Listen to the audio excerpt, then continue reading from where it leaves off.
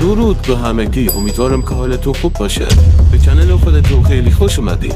امروز قراره توی این ویدیو حیوانات عجیبی رو ببینیم که اصلا به عمرتون ندیدیم و همچنین مثل همیشه دوست عزیزمون کچنلی اینجاست و قراره باهاش این ویدیو ترکیده شه.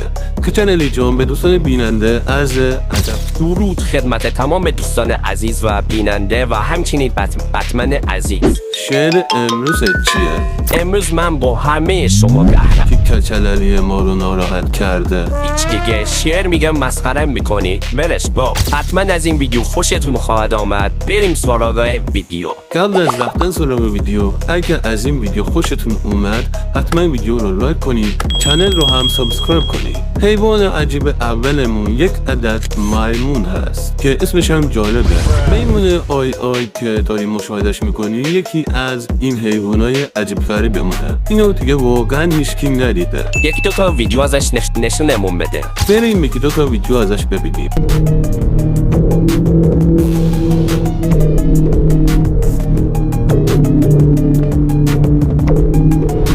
یه کمی ترسناک هم هست. آره، حیوان عجیب بعدیمون موش ستاره پرز است. شاید در نگاه اول بگیم این سر نداره ولی داره. واقعا سرش کجاست؟ بریم این حیوان رو از نزدیک ببینیم.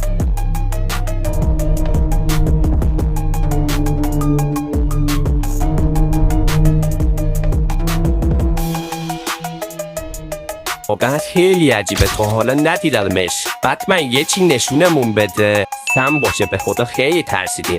اصلا حیوان عجیب بعدیمون رو باید با چشم خاک ببینینش. یعنی چی؟ یه کمی اگه منحرف باشین یه جور دیگه میبینینش که خیلی سمه. نشونش بده. نشونش دادم. یا خدا، این شبیه چیه؟ اصلا تاله دیدین همچین چیزی؟ دوستان شما هم اگه مثل کچللی منحرف باشین میفهمین شبیه چیه. واقعا که کچللی. من نگفتم مثبت 18 نشون بده. یه ویدیو نشون بده از نزدیک ببینیمش اینو. بفرمایید.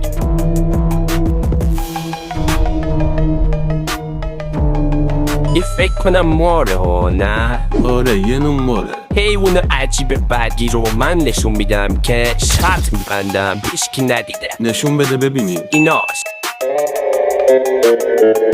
عجیب. یه جوری هستش انگار خفاش و گاو و خر جفتگیری کرده شده. اسمش هم خفاش سرچکشیه. کچللی جون گزارش دارم، صدامو داری؟ به دوست گلم کچلزاده خبرنگارمون، گزارش تو بگو بشنویم. بله، تمام دوستان بیننده و محترم، امروز تو طبیعت داشتم گشت میزدم که یه موجود عجیب دیدم و ازش گزارش ساختم. این حیوان عجیب که اکثریتتون ندیدین کلسکایی یا کلسکایی همچین اسمی داره که یه نوع بز کوهی است. این حیوان در اوراسیا زندگی میکنه. جالب اینجاست که خیلی کم پیدا میشه و در خطر انقراضه. در ادامه چند تا ویدیو ازش میبینیم.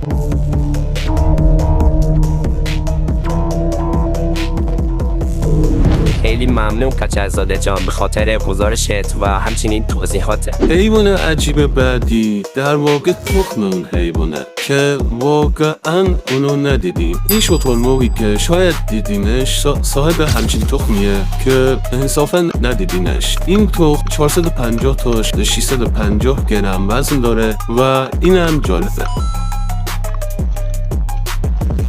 بتمن جان این تخم رو نشون دادی، یاد تخم عجیب کوسه شاخدار افتادن. نشونمون بده ببینیم. ایناش ولی واقعا خیلی عجیبه، شرط میبندن ندیدینش. حالا شاید براتون سوال باشه که چرا این شکلیه. در جواب باید بگم که این کوسه تخمایی شبیه مارپیچ میگذاره تا با فرو کردنش در سطح اونو حفظ کنه از آسیب‌ها.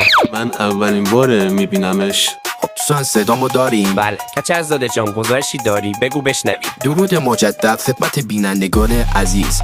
گزارشم در مورد حیوان عجیب و غریب نیست، در مورد یکی از عجایب و دانستنی ها در مورد حیواناته. دانشمندان اخیراً کشف کردن که هرچه حیوان کوچیک‌تر باشه زمان براش آهسته تر میگذره. مثلا یه پشه به نظر ما یه هفته عمر میکنه ولی ممکنه براش این یه هفته سالها طول بکشه. جالبه بدونین که یه حیوانی هست که از مدفوعش قهوه میسازن و یکی از گرونترین قهوه ها هم هست. این حیوان که اسمش زبادان هست، مدفوعش به عنوان یکی از گرونترین قهوه ها استفاده میشه. چه جالب. خیلی ممنون کچزاده جان. خب وقت ویدیومون به پایان رسید. اگه از این ویدیو خوشتون اومد حتما لایک و سابو بکنید. وقتتون بخیر. باز این گفت لایک و سابو پاک کنید ولی اشکال نمیگیره. خب دوستان ویدیوی امروز هم به پایان رسید و اگه از این ویدیو خوشتون اومد حتما لایک و سابو بکوبین و وقتتون بخیر.